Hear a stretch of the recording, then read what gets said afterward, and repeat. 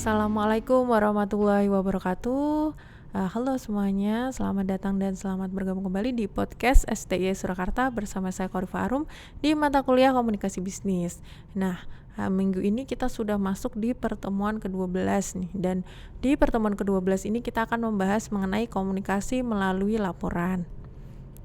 Langsung aja, capaian pembelajaran di minggu yang ke-12 ini adalah yang pertama, mahasiswa diharapkan agar mampu untuk memahami mengenai penulisan laporan bisnis, mampu memahami mengenai penulisan laporan singkat, dan mampu memahami mengenai penulisan laporan formal. Nah, kita masuk di pembahasan pertama mengenai penulisan laporan bisnis. Jadi, laporan bisnis adalah suatu laporan yang memiliki sifat netral, tidak memihak, memiliki tujuan yang jelas, dan berisi rencana penyajian fakta kepada seseorang atau lebih untuk tujuan bisnis tertentu.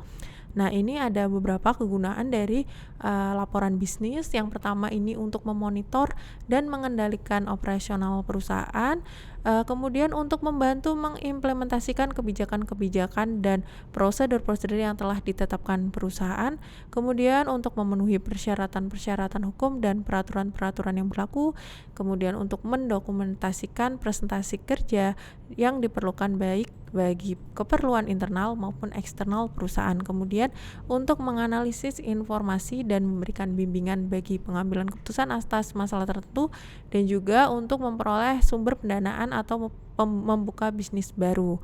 Nah, contohnya itu proposal penjualan, seperti itu ya contohnya. Kemudian persiapan penulisan laporan bisnis. Nah, dalam persiapan penulisan laporan bisnis ini ada beberapa hal yang perlu kita siapkan. Yang pertama, kita bisa mendefinisikan masalah, tujuan, dan ruang lingkup. Kemudian kita bisa mempertimbangkan siapa yang akan menerima laporan. Kemudian kita bisa menentukan ide atau gagasan, kemudian mengumpulkan bahan yang diperlukan, menganalisis dan menafsirkan data, dan mengorganisasi data, serta mempersiapkan kerangka akhir. Seperti itu. Kemudian bagian pokok laporan bisnis. Jadi ada 3 pokok bagian dalam laporan bisnis. Yang pertama itu ada pendahuluan. Dalam pendahuluan kita perlu mempertimbangkan mengenai pemberi kuasa, layout, masalah, maksud, ruang lingkup, metodologi, sumber-sumber, latar belakang, definisi, keterbatasan, dan juga rekomendasi. Dan kemudian ada teks. Teks ini membahas dan mengembangkan hal-hal penting secara rinci. Penulisan laporan bisnis yang baik harus mencakup temuan fakta yang penting dan relevan. Kemudian di bagian penutup kita merangkum laporan secara menyeluruh, kemudian mengambil kesimpulan atau memberikan rekomendasi. Pengambilan kesimpulan harus didasarkan pada isi teksnya ya. Kemudian cara menyusun tubuh laporan bisnis. Jadi ada dua cara untuk menyusun tubuh laporan bisnis. Yang pertama ini ada cara deduktif atau cara langsung, di mana kita menggambarkan laporan dari belakang ke depan atau menjelaskan ide pokok atau rekomendasi terlebih dahulu sebelum hal-hal rinci dijelaskan. Kemudian yang kedua ada cara induktif. Cara induktif ini kita menjelaskan fakta-fakta yang ada sebelum ide-ide pokok, kesimpulan atau rekomendasi dikemukakan.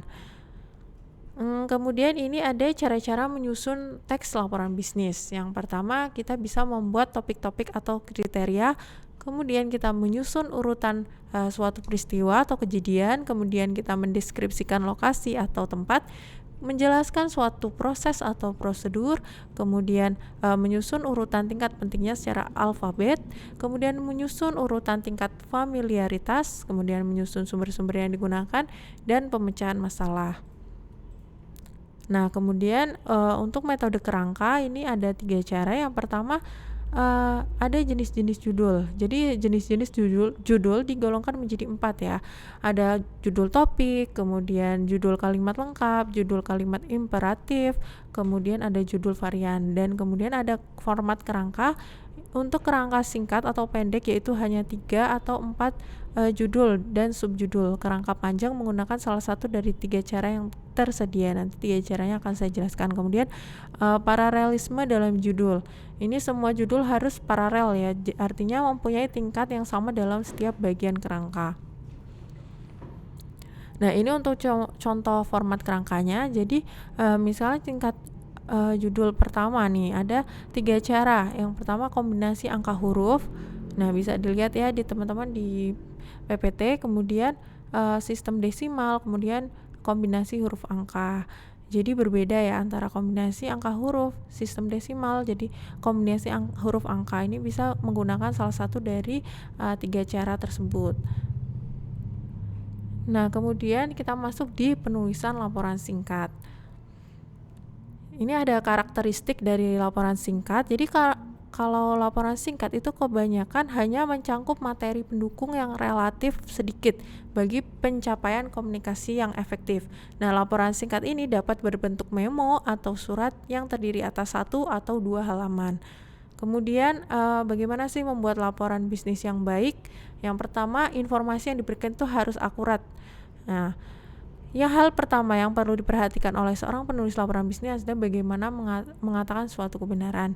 Yang kedua, keputusan yang baik. Jadi hindari kata-kata atau pendapat yang menyinggung, menyerang, dan menjelek-jelekan Anda atau lawan bisnis. Jadi nggak boleh ya untuk menjelek-jelekan pihak lain. Kemudian format dan gaya penulisan. Anda harus memutuskan apakah akan menggunakan format surat, memo, manuskrip, apakah menggunakan gaya formal ataupun informal. Seperti itu. Nah, kemudian ini ada perencanaan laporan singkat. Dalam merencanakan suatu laporan singkat ada beberapa hal yang harus diperhatikan, yaitu pembaca, tujuan, dan juga subjek laporan. Nah, untuk penentuan format ini ada yang pertama ada preprint. Jadi preprint itu maksudnya format cetakan ya.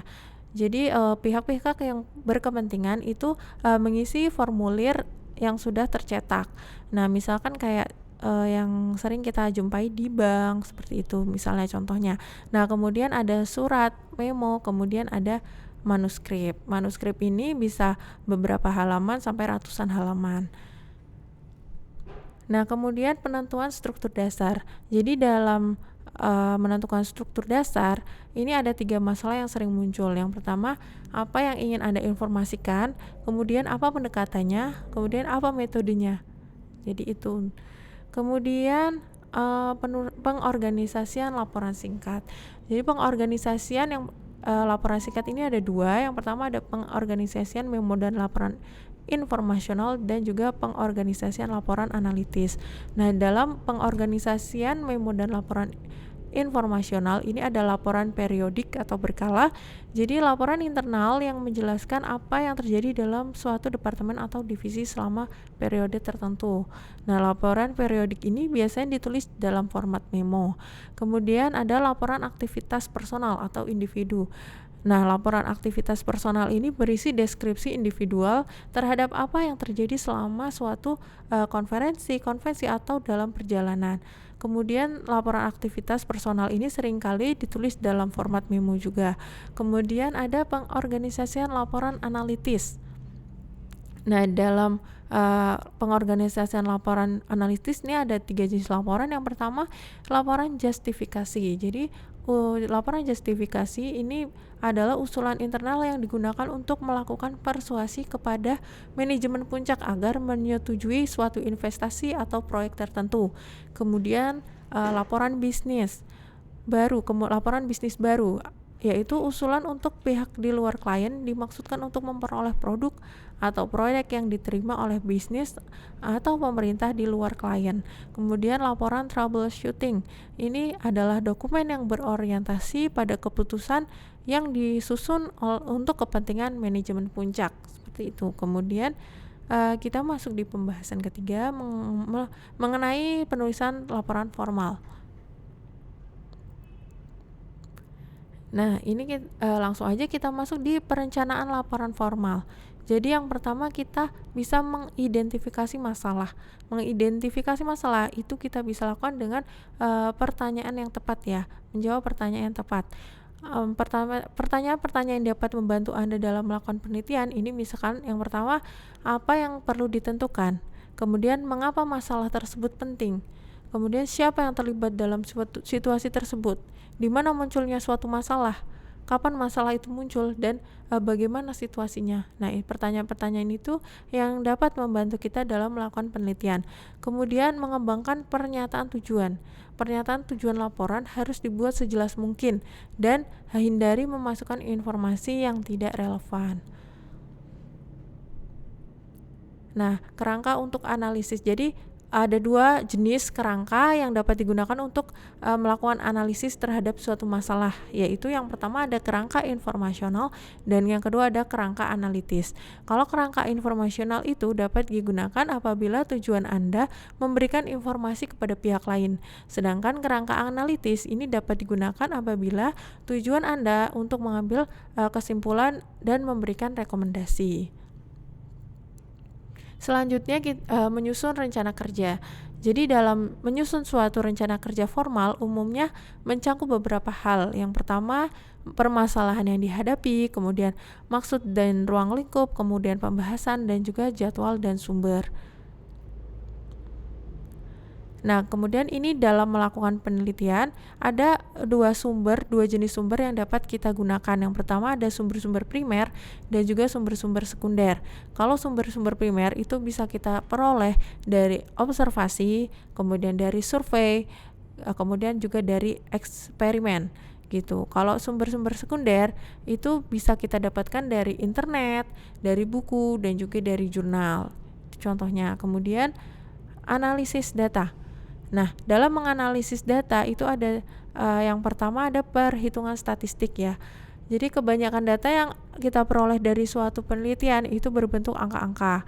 Dengan perhitungan statistik sederhana, kita dapat menghitung rata-rata, perkembangan, dan juga korelasinya. Kemudian kesimpulan dan pengambilan kesimpulan dapat didasari dari suatu kombinasi antara fakta-fakta yang tersedia, pertimbangan nilai, dan juga asumsi-asumsi. Kemudian yang terakhir kita bisa memberikan rekomendasi. Rekomendasi yang baik itu mencakup 3 kriteria, yaitu praktis, dapat diterima oleh pembaca, dan penjelasan yang cukup rinci sehingga pembaca dapat melakukan suatu tindakan. Nah, itu pembahasan kita mengenai penulisan melalui laporan ya. Apabila ada yang ingin ditanyakan, nanti boleh ditanyakan di LMS atau di Google Classroom. Nah, sekian dari saya. Terima kasih atas perhatiannya. Wassalamualaikum warahmatullahi wabarakatuh.